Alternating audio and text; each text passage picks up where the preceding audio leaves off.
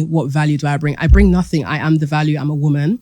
Men cannot have a life that is vibrant, colorful, and enjoyable without the presence of a woman. So just by virtue of being a woman, I am enough. I don't explain my worth to men. It's either you see it or you don't. I think when a woman says that she expects all these things from men, it's understandable that you'd ask, well, what are you bringing? I'm not bringing anything. I'm here to be served. I'm here to receive. And there is a man out there. In fact, there's multiple men out there who will do that for women who think like myself. Being a dominatrix and shitting on a man is not being a simp. First of all, I don't shit on men. Piss on men. No, I don't, that's an assumption. I don't do that. Them. If they pay me.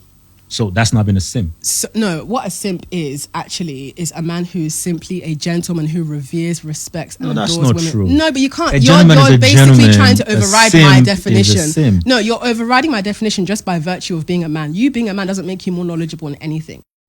So now this one, una the banter person with they contradict herself. Marriage as a system already was designed to benefit men. And the reason why I say that is because marriage allows for even the poorest of men to still have a maid. And yes, if that man that I'm with, let's say he loses his money, right? Because that's the thing women hear a lot. You want a rich man? Well, what if he loses his money, right? We fantasize about the idea of a woman who likes rich men being with a man who loses his money. Guess what? He loses his money, he loses me, I move on. Like, it is usually sweet when they are not inside that marriage yet they want the marriage. So once the man loses his money, like she said, she leaves. She moves on to the next man. If that one also loses his money, she leaves. So she will be moving on to every man until there's one that his money never finishes, like Dangote. And if for most of you to actually debate such person, like most of you still miss this point. I'm here to represent the women who we're not going to pussyfoot around trying to make men feel better or to try and bring men on board, because for a long time, feminism was about, let's try and bring everyone on board. Let's make it equal. But equality is not always going to be the solution. It begins with reparations. It begins so you want with to be looking above at the right now? Above I don't want to be above. I believe I am above. Like, you have to understand the delusion. She believes she's above, that women are above, not even equal. She's not even fighting for equality. She doesn't believe in equality, and you are debating that kind of delusion. If we are having babies with men, we're having babies with men who can afford us the best possible healthcare, because if you are opting for the route of pregnancy, But yet it has to be the men that she's above that has to afford her the best of the best healthcare or anything, housing or provision, anything. She's above. She's a goddess. That's what she believes, and that's what she thrives in. And she's actually right in a kind of way that she said there are some men out there that would actually acknowledge it. There are some kind of men that would actually come for her, like that will support her belief. That's how it works. That's how the matrix works. That's how delusions works.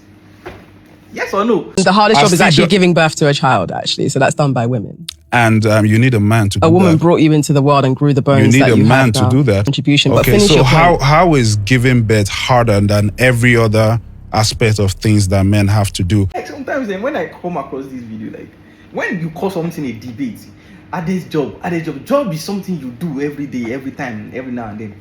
How many times can women give birth in like a year? But men go to work every day. Other women too.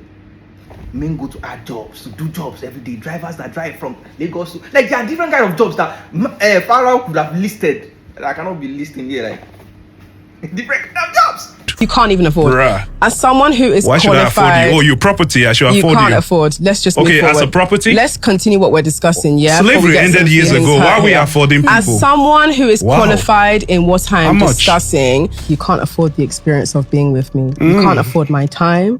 You can't afford what it takes to hold my attention. You can't afford to compete with my own company. Now you see, you need to understand when someone is very confused about a lot of things.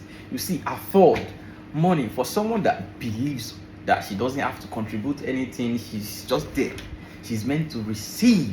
Then she said, afford putting a price on nothing. When someone is nothing and you're trying to, so like you need to understand that height of delusion, when something is worthless, when something can actually be bought by different men with money. Like, do you see that?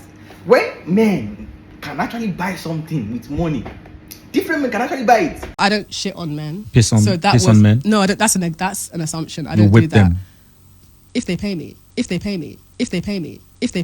Like she would go for the highest bidder, but once that highest bidder can afford 5 different girls like her, it now becomes a problem. Like, why would you guys debate someone like that? Like, they're lucky. Whatever they think they believe in, it will always work against them because it doesn't even make sense. It is always beneficial to men. It is men that will be gaining at the end of the day. Because this is just too delusional. And like I said, it is usually the ones that are yet to marry, unless they don't plan to marry and they never marry. Unless.